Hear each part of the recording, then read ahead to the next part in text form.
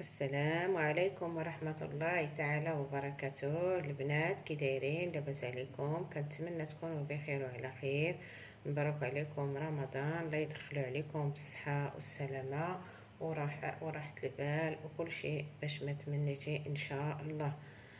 الوصفة ديال اليوم هو العسل ديال الشباكية.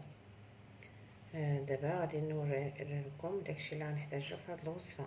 كنحتاجو القلب ديال السكر، قلب السكر، كنحتاجو اطرونس ديال الماء وحامضه والعود ديال القرفه. ودابا كنشدو هاد لتر ديال الماء، انا كنديرو حتى كنطيبو، عاده كنديرو باش يجينا السكر يذوب في ساعه. ياك كنهزو، نجيبو الكوكوت او الطنجره فاش غنطيبو.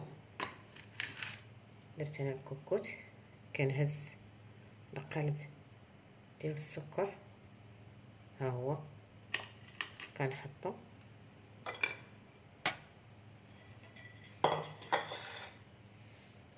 كنجيب هاد الحامضه هادي كنقطعها حامضه على هاد الشكل اللي كتشوفوا، مع العود ديال القرفه.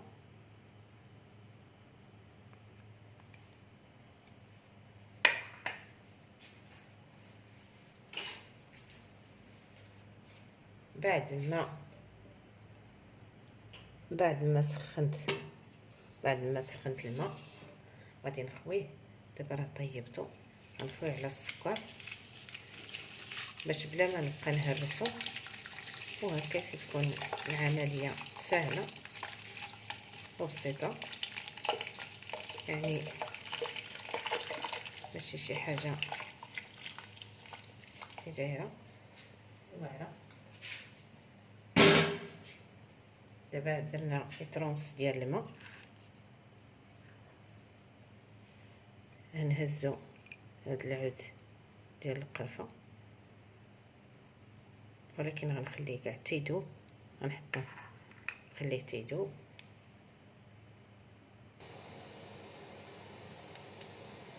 بعد ما درت السكر حتى داب، ها هويا ما بقاش فيه السكر. دابا غادي غنزيد دابا عود ديال القرفه، ها هو، وغنزيد هادو ديال الحامض،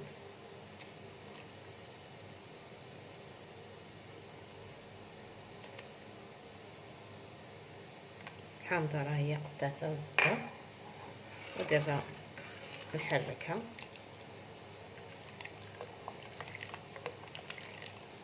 مزيان صافي. دابا غنجيب ليها الملقه، غنزيدو الكوكوت،